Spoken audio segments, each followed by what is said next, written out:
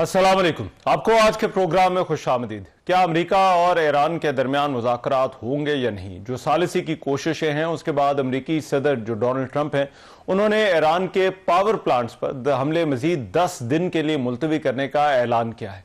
उनका यह कहना है कि तेहरान के साथ मुज़ाकरात बहुत अच्छे जा रहे हैं। ट्रंप ने इस तासुर को मुस्तरद किया कि वो ईरान के साथ मुआहदे के लिए बेचैन है या जंग से निकलने का रास्ता ढूंढ रहे हैं। अमेरिकी सदर ने यह दावा किया है कि ईरान डील की जो है वो भीख मांग रहा है। ताहम उन्होंने खबरदार किया कि तेहरान मुज़ाकरात में संजीदगी दिखाए कबल इसके कि बहुत देर हो जाए। एक बार देर हो गई तो दोबारा मौका नहीं मिलेगा। इसके साथ जर्मन वजीर खारजा जो है, उन्होंने भी यह इंकशाफ किया है कि अमेरिका और ईरान के नुमाइंदे बहुत जल्द पाकिस्तान में मुलाकात करने जा रहे हैं, जिसका मकसद दोनों ममालिक के दरमियान कशीदगी कम करना और मुमकिन मुज़ाकरात के अमल को जो है वो आगे बढ़ाना है। उन्होंने कहा कि अमेरिका और ईरान के दरमियान अब तक बिलवास्ता राब्ते जारी हैं, ताहम अब बराह रास्त मुलाकात की तैयारियां मुकम्मल कर ली गई हैं। अमेरिकी नुमाइंदा खुसूसी बराए मशरिक़ वस्ता स्टीव विटकॉफ का भी यह कहना है कि पाकिस्तान के जरिए ईरान के साथ मुस्बत और मजबूत पैगामात का तबादला हुआ है। उन्होंने बताया कि अमेरिका ने पाकिस्तान की खारजा पॉलिसी टीम के साथ मिलकर 15 नुकात पर मुश्तमिल एक एक्शन प्लान तैयार किया है जो मुमकिना अमन मुआहदे के फ्रेमवर्क की बुनियाद बन सकता है। उनके मुताबिक इस मंसूबे को पाकिस्तान ने बतौर सालिस आगे बढ़ाया और ईरान तक पहुंचाया। अब दूसरी तरफ जंग रोकने के लिए पाकिस्तान के जो मुतहरिक किरदार है उसकी अभी उसकी जो है वो बात कर रहा है। CNN और वॉल स्ट्रीट जर्नल समेत मारूफ अमरीकी मीडिया इदारों ने पाकिस्तान की सिफारतकारी का एतराफ करते हुए इसे खित्ते में अमन का जामिन करार दिया है। एक अमरीकी अखबार ने अपनी ताजा रिपोर्ट में इंकशाफ किया है कि पाकिस्तान ने मशरिक़ वस्ता में जारी जंग के दौरान अमन के क़याम के लिए भरपूर सिफारती कोशिशें की, जिनमें खासतौर पर इसकी टेलीफोनिक सिफारतकारी का अहम किरदार रहा। रिपोर्ट के मुताबिक पाकिस्तानी क़यादत ने खित्ते में कशीदगी कम करने के लिए मुख्तलिफ आलमी रहनुमाओं से मुसलसल राब्ते किए। अमरीकी अखबार ने यह दावा किया है कि पाकिस्तान के रहनुमा अमरीकी सदर डोनाल्ड ट्रंप और ईरानी सदर मसूद पज़ेश्कियान दोनों के साथ करीबी रवाबित रखते हैं, जिसकी वजह से पाकिस्तान को एक मौसर सालस के तौर पर देखा जा रहा है। जबकि CNN की एक रिपोर्ट में बताया गया है कि अमरीकी हुकाम ने तस्दीक की है कि पाकिस्तान में एक अहम तरीन इजलास के लिए काम हो रहा है जो कि रवा हफ्ते हो सकता है। जर्मन वजीर खारजा ने भी इस बात की तस्दीक की है कि अमेरिका और ईरान के दरमियान बिलवास्ता राब्ते हो चुके हैं और अब किसी मुलाकात की भी तैयारी है। उनका यह भी कहना था कि दोनों ममालिक के नुमाइंदों की कोई अहम मुलाकात जल्द मुतवक्के है जो हो सकता है पाकिस्तान में हो। सदर ट्रंप ने वज़ीर-ए-आज़म पाकिस्तान शहबाज शरीफ का एक मरतबा फिर से जिक्र किया है और खुसूसी तौर पर अपने जो एक इजलास हुआ उसमें जिक्र करते हुए ने एक नहायत नफीस इंसान करार दिया। उन्होंने कहा कि शहबाज शरीफ ने एतराफ़ किया है कि जो है वो सदर ट्रंप ने जो जंग रुकवाई वो 1 करोड़ जानों के ज़िया की वजह बन सकती थी। दूसरी तरफ तेहरान ने अमरीकी जो तजावीज़ अब तक आई हैं उनके जवाब में अपनी नई शराइत पेश करते हुए अपने मौक़िफ़ को मजीद सख्त कर दिया है। अरब मीडिया का यह बताना है कि ईरान ने एक तरफ तो अमरीकी मौक़िफ़ को मुस्तरद किया और यह कहा कि अमरीका अमन मुज़ाकरात का तासुर देकर आलमी राय आमा को गुमराह करना चाहता है और मुमकिना ज़मीनी कार्रवाई की तैयारी कर रहा है।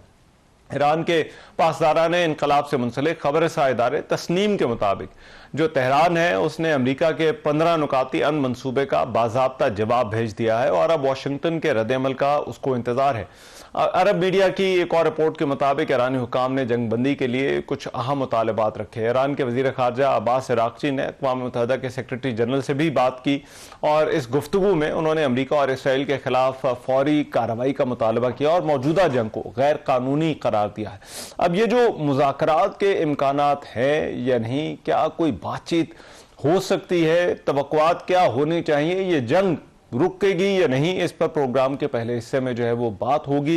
एजाज चौधरी साहब इस वक्त मेरे साथ मौजूद, सेक्रेटरी खारजा और सीनियर सिफारतकार, उनसे इस हवाले से बात करते हैं। एजाज चौधरी साहब बहुत शुक्रिया वक्त है। एजाज चौधरी साहब, सबसे बड़ा सवाल तो यही है कि मुज़ाकरात होंगे या नहीं। आपको अभी क्या लगता है जो हालात है उन हालात में आपको इन मुज़ाकरात के इम्कानात क्या नजर आ रहे हैं? जब जंग 4 हफ्ते चल जाए और एक फरीक इंदिया दे के बातचीत करनी चाहिए तो ये खुशाइन चीज़ है, क्योंकि ये भी हो सकता था कि ये चलती रहती और मज़ीद तबाही फैलती रहती। लेकिन ऐसा लगता है कि जैसे अमेरिका जिसने इंदिया दिया ये बातचीत का, उसको शायद कुछ वक्त दरकार था कि उनके जो इंटरसेप्टर्स हैं, जो गल्फ की रियासतें 6 इस्तेमाल कर रही थी, इसराइल इस्तेमाल कर रहा था, वो कम पड़ गए हैं, तो शायद उसके लिए वक्त चाहिए। या खलीजी रियासतों ने बहुत दबाव उन पे डाला कि जनाब जंग बंद कराएं, हम तो जो है बर्बाद हो जाएंगे। और कुछ अमेरिका के अपने अंदर अवामी राय इस जंग के खिलाफ जोर पकड़ रही है। बहरहाल वजह कुछ भी हो, अमेरिका ने ये जो इंदिया दिया और अमेरिका और 15 नुकात दिए, और साथ ही ईरान ने भी उसको माना कि ठीक है इस पे बात हो सकती है, लेकिन उन्होंने भी 5 अपने नुकात दे दिए। जब आप इन दोनों नुकात को देखते हैं, उनके और इनके, तो गैप जी। बहुत ज्यादा है, बहुत फर्क ज्यादा है। अमेरिका तो ये चाहेगा कि ईरान की सरकार भी चली जाए, यूरेनियम भी उनको हवाले कर दिया जाए, स्ट्रेट ऑफ हॉर्मुज खोल दी जाए। और ईरान चाहेगा कि जनाब हमारे से सैंक्शन भी उठाएं आप, और अमेरिका में जो आपके अड्डे हैं यहाँ पे वो भी ले जाएं, और जो हमारा आपने खर्चा हो गया हमारा जो अजाला करें इसका, वगैरह वगैरह। तो गैप तो बहुत ज्यादा है। लेकिन हर बड़ी और सख्त जो गुंजी है, वो खुलती तो बारह गुत्थी जो है वो खुलती तो बारह बातचीत से है। तो ये अच्छी बात है कि दोनों बातचीत पे आमादा हुए हैं, और अल्लाह करे कि ये शुरू हो सिलसिला। मुझे ये तवक्को तो नहीं है ठीक। कि ये एक ही राउंड में ये सब ठीक हो जाएगा। वक्त तो अभी काफी लगेगा इस पे, लेकिन शुरुआत अच्छी है जी। लेकिन राष्ट्र साहब, अब सवाल तो जहरी बात है, वही है कि कौन पोजीशन ऑफ स्ट्रेंथ से मुज़ाकरात करेगा और कौन पोजीशन ऑफ वीकनेस से करेगा। अभी तक जो हालात रहे हैं उसमें आपको क्या लगता है, अगर मुज़ाकरात का आगाज होता है तो कौन इन मुज़ाकरात में जो है वो पोजीशन ऑफ स्ट्रेंथ से जो है वो जा रहा है? ख्याल में ईरान की पोजीशन मजबूत है, और उसकी वजह यह है कि ईरान तो अपनी सर्वाइवल की जंग लड़ रहा है। अगरचे उसका बहुत नुकसान हुआ, उसकी क़यादत का, उसके जो पूरे मुल्क के अंदर जो बिल्डिंग्स हैं, इंफ्रास्ट्रक्चर है, लेकिन वो कायम है वहीं पे। और उनका अज़्म ये बताता है अच्छा। कि शायद उनके पास अभी वो जखीरा है मिसाइल्स और ड्रोन्स का, जिसका वो मुतवातर इस्तेमाल कर रहे हैं। और शायद उनको चीन और रूस की भी काफी मदद हासिल है। तो चनाचे वो बड़े पुरअज़्म और पुरएतमाद नजर आ रहे हैं। जबकि अमेरिका के अंदर, जिस तरह मैंने पहले आपसे अर्ज किया, कि वहां आवाजें उठ रही हैं, जी। और खलीजी रियासतों को भी बहुत डर है कि कहीं जंग उनके साथ शुरू ना हो जाए, जिसके बाद उनका सारा सिविल इंफ्रास्ट्रक्चर तबाह हो जाए, और जनाब उनके लिए तो बाकायदा जिंदगी और मौत का मसला बन जाए। तो चुनाचे लगता यह है कि ईरान इस वक्त जरा ज्यादा मजबूत पोजीशन में है, और अमेरिका गो डोनाल्ड ट्रंप उसका इकरार नहीं करते हैं, वो हर वक्त एक यही समझते हैं कि वो जीत रहे हैं। लेकिन लगता यह है कि अमेरिका की पोजीशन थोड़ी अब अच्छा। गिरफ्त जो है जंग पे कमजोर हो रही है। राइट। लेकिन साहब, अगर ईरान की पोजीशन मजबूत है तो तासुर ईरान की तरफ से यह आ रहा है कि वो बातचीत में कोई खास इंटरेस्टेड नहीं है, और बल्कि वो अपना जो उनका मौक़िफ़ है उस पर उनका ज्यादा फोकस है। तो ये आपके ख्याल में ईरान की इस पोजीशन की वजह आप क्या देखते हैं? ये इसलिए ताकि दूसरे फरीक को ये महसूस ना हो कि हम कोई कमजोर पोजीशन में हैं या हम जंग लड़ नहीं सकते। वो तासुर देने के बाद उन्होंने कहा कि ठीक है बातचीत अगर करते हैं। बहरहाल ईरान का नुकसान तो काफी हो रहा है ना जी।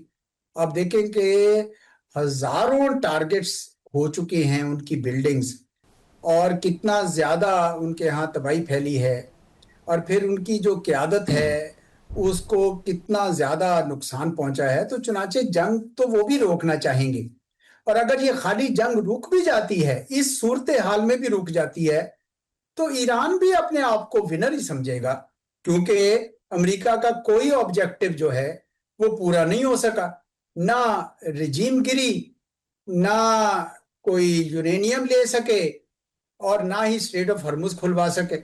तो ईरान के लिए तो इस वक्त बड़ी मजबूत पोजीशन में है, और इसलिए वो जंग अगर बातचीत के लिए आमादा हुआ है तो वो मजबूत पोजीशन की वजह से हुआ है। जी, पाकिस्तान के किरदार की बात हो रही है तो मुख्तलिफ हवालों से तस्दीक हो गई है। अमरीकी और ईरानी दोनों ने इस बात की तस्दीक कर दी है। इंटरनेशनल मीडिया भी पाकिस्तान के सालिसी के किरदार की बात कर रहा है। आपके ख्याल में हमारा रोल किस तरह से मजीद मौसर हो सकता है, या मुमकिन तौर पर इस सारे मामले को सीज फायर या जो है वो इस जंगबंदी की तरफ लेकर जा सकता है? पाकिस्तान ने एक जो काम अच्छा किया शुरू से, वो ये था कि उन्होंने एक असूली मौक़िफ़ इख्तियार किया और उन्होंने कहा कि जारियत नहीं होनी चाहिए। अगर अमेरिका की तरफ से ईरान पे जारियत है तो उसकी मजम्मत करें, अगर ईरान की तरफ से खलीजी रियासतों पे जारियत है तो उसकी मजम्मत करें। तो गोया पाकिस्तान ने अपने लिए इन सारे मुल्कों की नज़रों में इज्जत कमा ली और इसी वजह से वो आज सारे के सारे पाकिस्तान के साथ राब्ता रखना चाहते हैं, बात करना चाहते हैं, हत्ता के पाकिस्तान के अंदर आके बातचीत भी करने को तैयार हो गए। तो मैं समझता हूँ कि पाकिस्तान ने अभी तक बहुत अच्छी खारजा पॉलिसी इख्तियार की है और हमारे अरबाब इक़्तिदार को यानी वो काबिल सताइश हैं कि उन्होंने सही ये नुक्ता लिया कि जारियत रोकनी चाहिए, जंग रोकनी चाहिए। अब कुछ लोग कहते थे कि जनाब आप का तो सऊदीया के साथ एग्रीमेंट है, आप फौरन अपनी फौजें लेकर चले जाएंगे और वहां पे फौजें तान देंगे। मैं उस वक्त भी उनको कहता था कि ये सऊदी अरब के हक में नहीं है कि जंग शुरू हो जाए और शोले भड़कने लगे। उनका असल इंटरेस्ट ये है उस एग्रीमेंट के हवाले से कि जंग को रुकवाया जाए और वही पाकिस्तान ईरान के साथ मुसलसल कर रहा था कि आप कम से कम सऊदी अरब पे ना हमला करें। सऊदी अरब ने तो इसराइल के साथ जो है रिकग्निशन भी नहीं की हुई, उन्होंने आपको आपके साथ रिप्रोशमा किया हुआ है, आप ये काम ना करें। तो पाकिस्तान की ये जो काविशें हैं मेरे ख्याल में वो अमन के लिए थी और उसी लिए पाकिस्तान की इज्जत अफजाई हो रही है। ठीक है, बहुत सारे ममालिक हैं एजाज साहब जो इस सारे मामले में सरगर्म नजर आ रहे हैं, लेकिन इसके पीछे आपको वजह क्या नजर आती है? क्योंकि बैनुल-अक़वामी मीडिया अमरीकी हो या ईरानी हो वो इसी बात की तस्दीक कर रहे हैं कि पाकिस्तान का किरदार है, और ऐसा लगता है कि पाकिस्तान जो तमाम मीडिएटर्स हैं उनमें लीड में है। इसके पीछे आपको वजह क्या नजर आती है? कि कहीं पे भी बातचीत हो सकती है, ओमान में हो सकती है जिस तरह पहले हुई थी, तुर्की में हो सकती है, कतर में हो सकती है, मिस्र में हो सकती है, पाकिस्तान में हो सकती है। और इस बात से पाकिस्तान को गरज नहीं होनी चाहिए कि सिर्फ पाकिस्तान में हो तो ही बात बने। हम तो ये चाहते हैं कि अमन आए, जंग बंद हो, स्टेट ऑफ हॉर्मुज़ खुले, जिंदगी दोबारा नॉर्मल उस पे मामलात पे आ जाए, ये हमारी ख्वाहिश होनी चाहिए। और अगर पाकिस्तान का इंतखाब किया जाता है, वो पार्टीज करती हैं कि ठीक है जी हमें आप पे एतमाद है, हम यहाँ पे करना चाहते हैं बातचीत, तो 100 सरांकों पर पाकिस्तान तो तैयार रहेगा उसके लिए और रहना भी चाहिए। और पाकिस्तान को बिल्कुल कोशिश करनी चाहिए कि इनके दरमियान कोई ना कोई इतफाक, अगर एक पहले राउंड में नहीं होता बाद में भले हो जाए, लेकिन ये जरूरी है कि किसी ना किसी तरीके से ये जंग रुकवाई जाए। राइट, बहुत शुक्रिया। एजाज चौधरी साहब हमारे साथ मौजूद थे और बात कर रहे थे। एक ब्रेक लेते, वापस आ रहे हैं इस ब्रेक के बाद।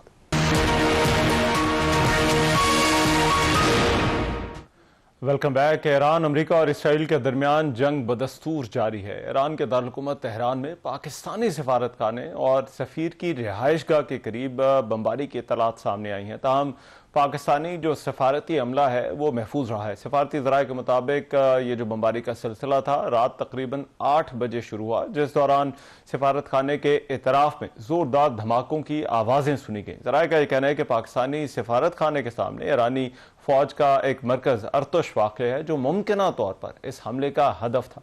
सफारती ज़राए का यह कहना है कि मौजूदा कशीदा सूरत हाल के बावजूद पाकिस्तानी सफारती अमला अपनी जिम्मेदारियां निभा रहा है और हालात पर नजर रखे हुए है। सफारती कोशिशों के बावजूद मशरिक़ वस्ता में जंग और हमलों की शिद्दत बदस्तूर बरकरार है। ईरान ने दावा किया है कि उसने अमरीका और इसराइल से मुतालिक स्ट्रेटेजिक मकामात को निशाना बनाते हुए तवील और दरमियाने फासले तक मार करने वाले मिसाइल्स, ड्रोन्स और मल्टी वॉरहेड्स हथियारों का इस्तेमाल किया है। पासदारान इनकलाब का कहना है कि इसराइल के शहर में ऑयल स्टोरेज टैंक और डिपो को निशाना बनाया गया। अमेरिकी अखबार की एक रिपोर्ट के मुताबिक, जिसमें यह बताया गया है कि ईरानी हमलों के बाद मशरिक़ वस्ता में कायम अमेरिका के मुतादिद फौजी अड्डे जो हैं वो शदीद नुकसान के बायस नाकाबिले रिहाइश हो गए हैं और इसके नतीजे में बड़ी तादाद में अमेरिकी फौजियों को हंगामी तौर पर होटल्स और दफ्तरी इमारतों में मुंतकिल करना पड़ा है। इसराइल ने दूसरी तरफ तेहरान पर भी शदीद बमबारी की है। इसराइल ने ज़मीनी कार्रवाई को वसी करते हुए जनूबी लबनान में अपने मजीद फौजी दस्ते तैनात कर दिए हैं, जिसके बाद वहाँ कशीदगी मजीद बढ़ गई है। इसराइली फ़ज़ाइया और ज़मीनी हमलों के बायस जनूबी लबनान और बैरूत के नवाही इलाकों में बड़े पैमाने पर शहरियों की नकल मकानी जारी है। इंसानी हकूक़ की तंजीम एमनेस्टी इंटरनेशनल ने जनूबी लबनान में पुलों और घरों की तबाही पर तशवीश जाहिर करते हुए आलमी बरादरी से फौरी मुदाखलत का मुतालबा किया है।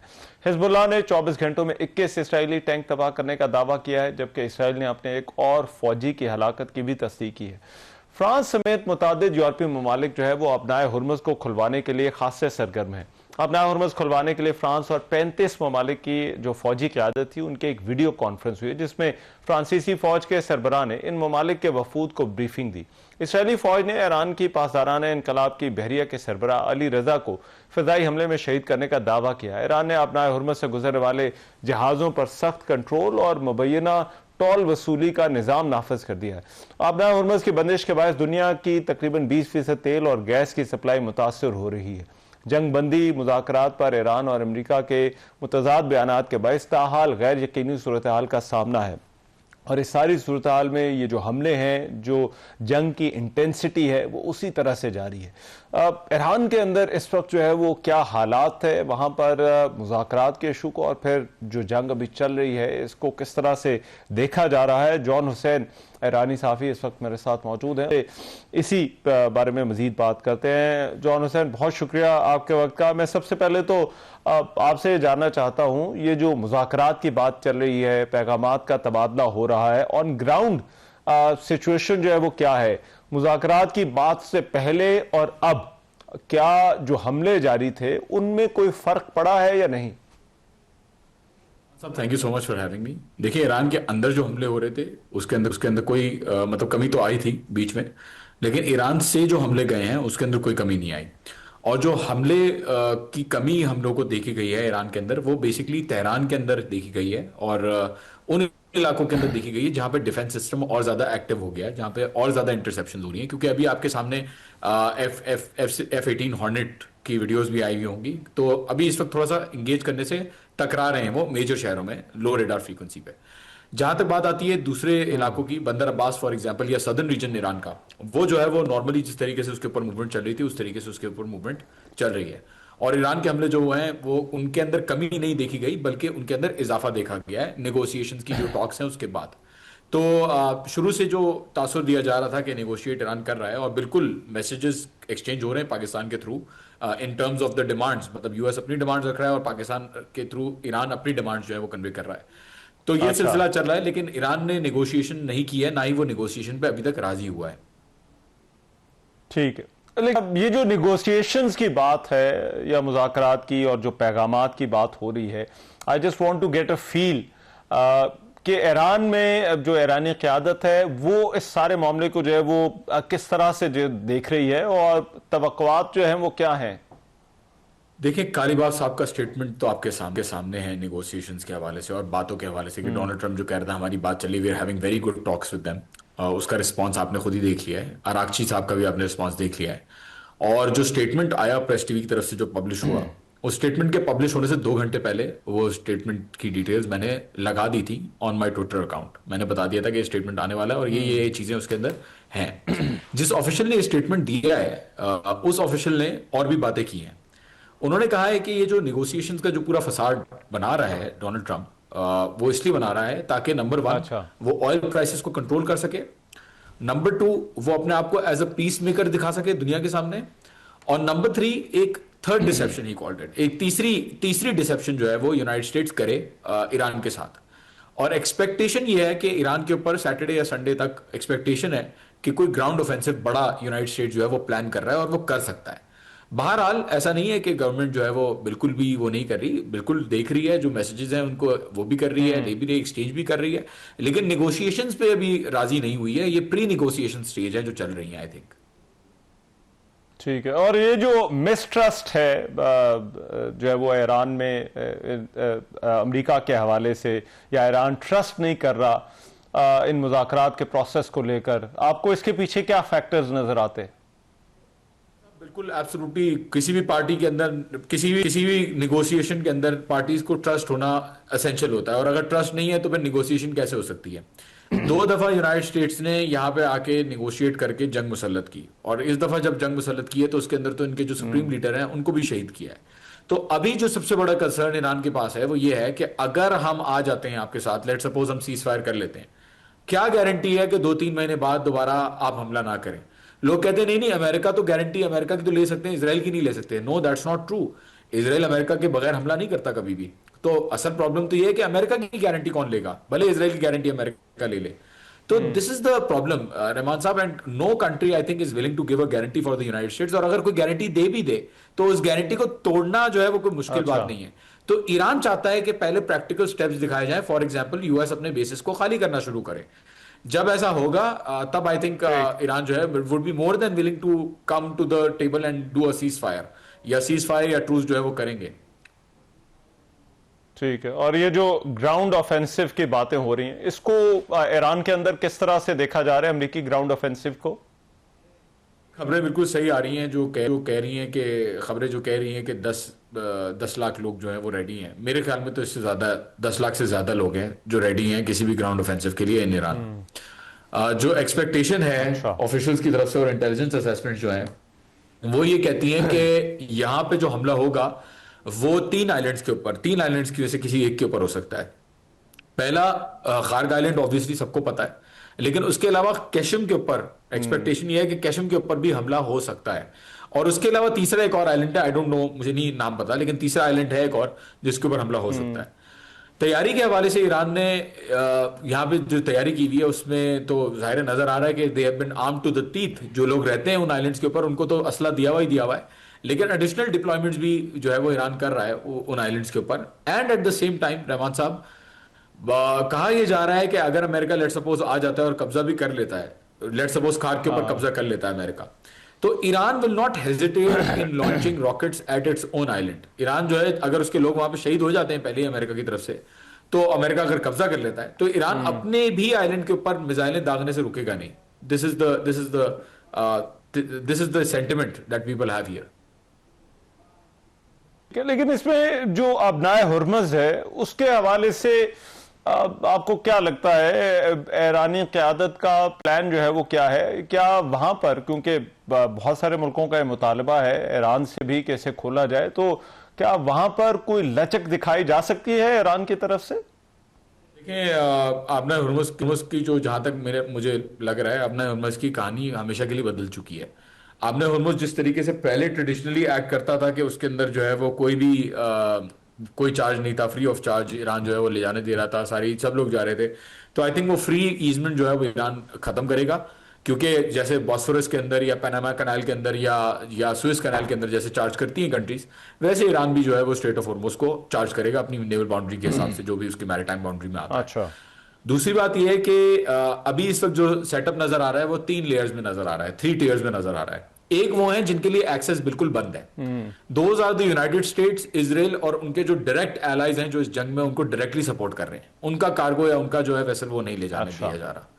दूसरे टियर में वो मुल्क आते हैं जो फॉर एग्जाम्पल जापान है, फ्रांस है, जर्मनी है, फ्रांस तो नहीं अब उसमें रहा बहरहाल, लेकिन जर्मनी है, जो वो मुल्क आते हैं जो यूनाइटेड स्टेट्स के एलाइज तो देखे जाते हैं, लेकिन साथ साथ वो ईरान के साथ निगोशिएट भी कर रहे हैं। उनसे ईरान चार्ज करता है और युआन में पेमेंट्स देता है अकॉर्डिंग टू डिफरेंट रिपोर्ट्स। तीसरा टियर उन कंट्रीज का जो ईरान के साथ है, जो ईरान के लिए अच्छी हैं, for example Pakistan, Russia, China, इनके लिए जो है वो ईरान ने ओपन एक्सेस रखा हुआ है।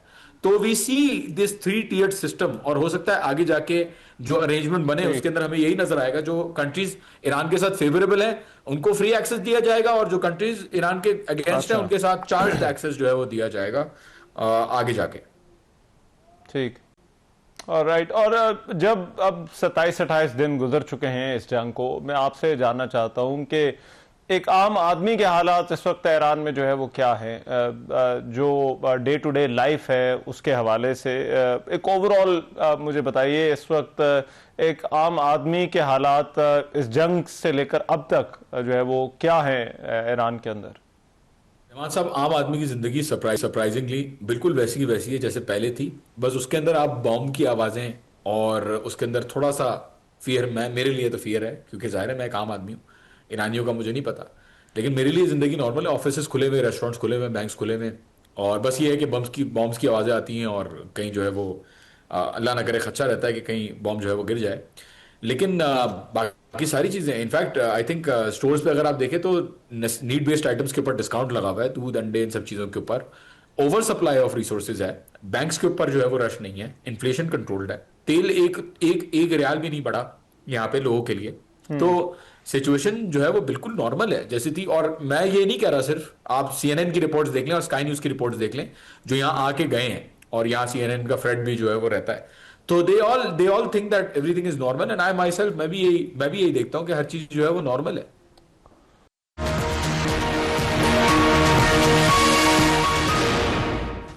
Welcome back after the break. America, Israel और ईरान की जंग, मुज़ाकरात के इम्कानात, तो अमेरिका में इस सारे मामले को किस तरह से देखा जा रहा है, इस पर प्रोग्राम के हिस्से में बात होगी। और अनवर इकबाल साहब सीनियर जर्नलिस्ट हैं, वाशिंगटन में बेस्ड है, वो हमें ज्वाइन कर रहे हैं, तो उनसे इस हवाले से बात करते हैं। अनवर इकबाल साहब, बहुत शुक्रिया आपके वक्त। अनवर इकबाल साहब, सबसे पहले तो इस जंग के हवाले से इस वक्त जो अमरीकी इंतजामिया है, जो अमरीकी सदर है, क्या उन पर कोई प्रेशर है इसको खत्म करने का? क्या वो इस जंग का दबाव महसूस कर रहे हैं, या आपको लगता है कि it is business as usual अमरीकी सदर के लिए?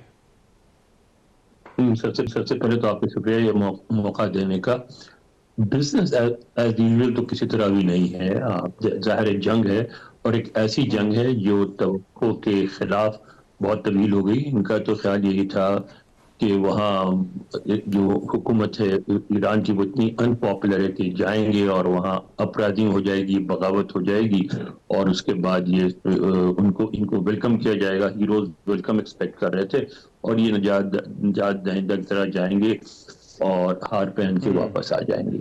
और जिस तरह मूवमेंट चली थी उस वक्त ईरान में, कम से कम बाहर बैठे हुए लोगों को, क्योंकि यहाँ बहुत ईरानी हैं और रोजाना प्रोटेस्ट करते थे व्हाइट हाउस के सामने और स्टेट डिपार्टमेंट के सामने, हम भी रुके थे, तो हमें भी यही लगता था कि बस ये तो आसानी से सारा काम बन जाएगा, लेकिन हुआ नहीं। जैसे सपोर्टर्स हैं वो अब भी हैं और अब भी मजबूत हैं, और वो डट गए ईरान में।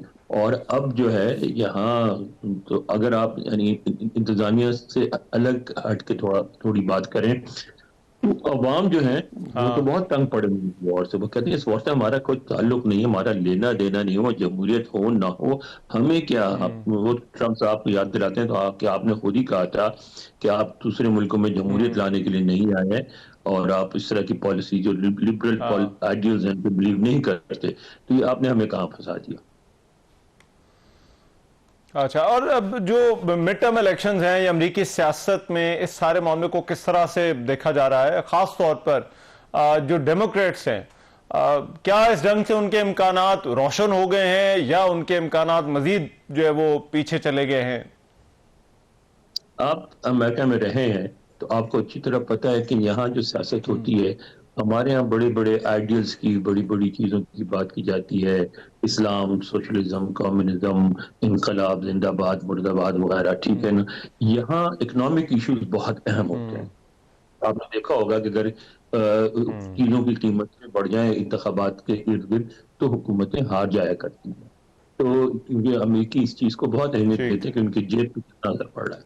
अब हालत ये हो गई है कि 1 मार्च को मेरे मोहल्ले के गैस स्टेशन में $2.50 पर गैलन था पेट्रोल, अब $4.80 हो गया है। तो आप ये देखें कि $2 का तकरीबन इजाफा, जो $2 से ज्यादा का इजाफा, वो तो दुगना हो गया ना। तो उस पे लोग बहुत परेशान हैं। मैंने देखा, आपको यहाँ पता है कि आप अगर गैस स्टेशन पे जाएं और बाज़ गाड़ियाँ ऐसी होती हैं जिनको गाड़ियों को देख के आपको अंदाज़ा हो जाता है कि रिपब्लिकन होंगे, बड़े-बड़े ट्रक और ज़रा देहाती अंदाज़ वहाँ से आए होते हैं यूपी के गाँव से। उनको भी मैंने बिल्कुल। देखा गाड़ियाँ देखते हुए, हालाँकि वो ट्रम्प की तस्वीरें भी लगाई होंगी अच्छा। गाड़ी में। लेकिन वो भी अब गालियाँ देने लगे कि ये क्या?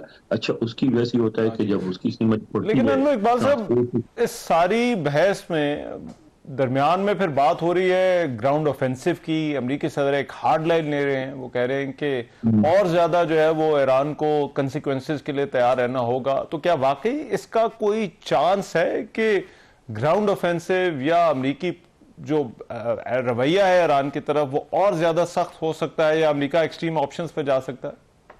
आप इसको इस तरह देखें कि सदर ट्रंप अगर एक ऐसे सदर के तौर पर मिड टर्म इलेक्शन में दाखिल होते हैं, यानी वो खुद उनकी सीट तो दायर नहीं है, वो कांग्रेस के कंट्रोल के लिए, लेकिन उसमें अगर जाती रिपब्लिकन पार्टी, ऐसी सूरत हाल में कि उनका इमेज ऐसा बने कि वो नाकाम हो गए, ईरान में शिकस्त खा गए, तो वो तो उनके लिए ज्यादा बुरा होगा ना, वो तो वो नहीं चाहेंगे।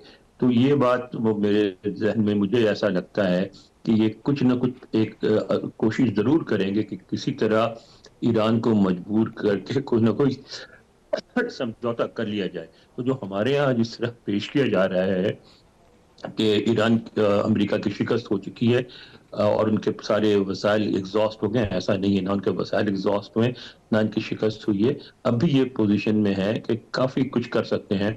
तो मेरा ख्याल है कोई बड़ी कोशिश जरूर करेंगे अगर समझौता नहीं हुआ तो।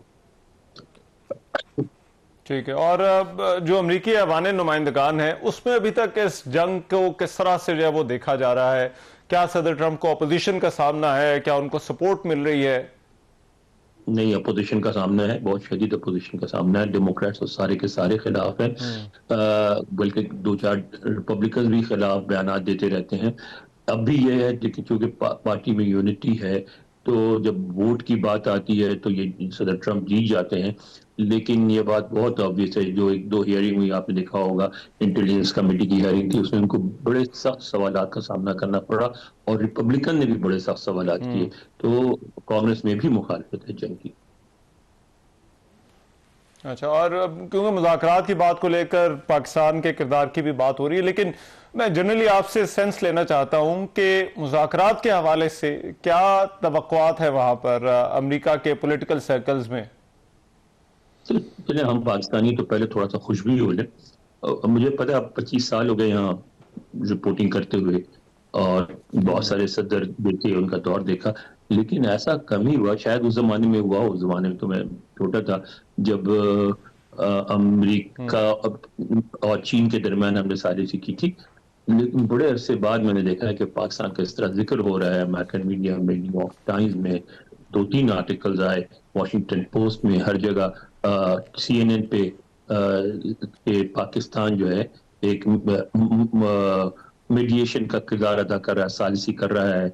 और फिर ये भी कहा गया कि उसकी स्ट्रेटेजिक लोकेशन ऐसी है कि वो ये काम करने के लिए आइडियल है। कल शाम को यहाँ एक, वो भी एक ये पाकिस्तान कॉकस के को चेयर हैं कांग्रेसमैन टॉम स्वाजी, उन्होंने भी ये कहा कि Pakistan uniquely place to play this role. तो इस वक्त तो ये बात तो पाकिस्तान की हो रही है, अमेरिकी हुक्काम भी कह रहे हैं कि पाकिस्तान एक अच्छा रोल अदा कर रहा है और पाकिस्तान के हम इस रोल को वेलकम करते हैं। लेकिन उम्मीद कितनी है कामयाबी की, वो कहना बहुत मुश्किल है, क्योंकि देखिए आखिर में ऐसी इंतजामिया है जिसमें यह भी नहीं होता कि जो मुख्तलिफ जो उनके वज़रा होते हैं वो कुछ इस तरह के इशारे देते हैं जिससे अंदाजा होता है, क्योंकि यहाँ तो सारा डिसीजन जो है सब एक फर्ज वाहिद के हाथ में है, और वो तो अक्सर अपने डिसीजन का ऐलान जो है वो ट्वीट के जरिया करते हैं। तो इसलिए अंदाजा ही लगाया जा सकता है, कहाँ कुछ नहीं जा सकता। ठीक है, बहुत शुक्रिया। अनवर इकबाल साहब हमारे साथ मौजूद थे। एक ब्रेक, वापस आ रहा हूं इस ब्रेक के बाद।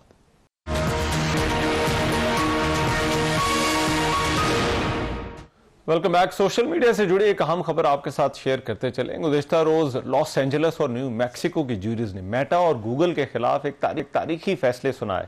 ज्यूरी ने मेटा को बच्चों की जहनी सेहत को नुकसान पहुंचाने का मुर्तकब भी करार दिया। इन अदालती फैसलों में यह भी कहा गया कि मेटा ने फेसबुक और इंस्टाग्राम पर बच्चों के जिनसी इस्तेहसाल को मुमकिन बनाया और मेटा ने इन प्लेटफॉर्म्स पर सेफ्टी से मुतालिक सार्फिन को गुमराह किया। फैसले में यह भी कहा गया है कि मेटा और गूगल अपने सार्फिन को मुमकिन खतरात से आगाह करने में नाकाम रहे। इस फैसले को दुनिया भर में सोशल मीडिया के इस्तेमाल के लिए गेम चेंजर तस्वुर किया जा रहा है। लॉस एंजलिस की अदालत में एक कैली नामी 20 साल की लड़की ने एक दरखास्त दायर की थी जिसमें उसने कहा था कि वो कम उम्री में मेटा और गूगल के प्लेटफॉर्म्स की लत में पड़ गई थी और इसके नतीजे में डिप्रेशन और खुदकुशी के ख्यालात का शिकार हुई। उनका यह भी कहना था कि मैंने घर वालों से मेलजोल छोड़ दिया था क्योंकि मैं अपना सारा वक्त सोशल मीडिया पर गुजारती थी। गुज़िश्ता रोज ज्यूरी ने दोनों कंपनियों को मजमूई तौर पर $60 लाख हर्जाना अदा करने का हुक्म दिया। ज्यूरी के मुताबिक मेटा और गूगल ने प्लेटफॉर्म्स के ऑपरेशन में बदनीयती, जबर या धोखे के साथ काम लिया।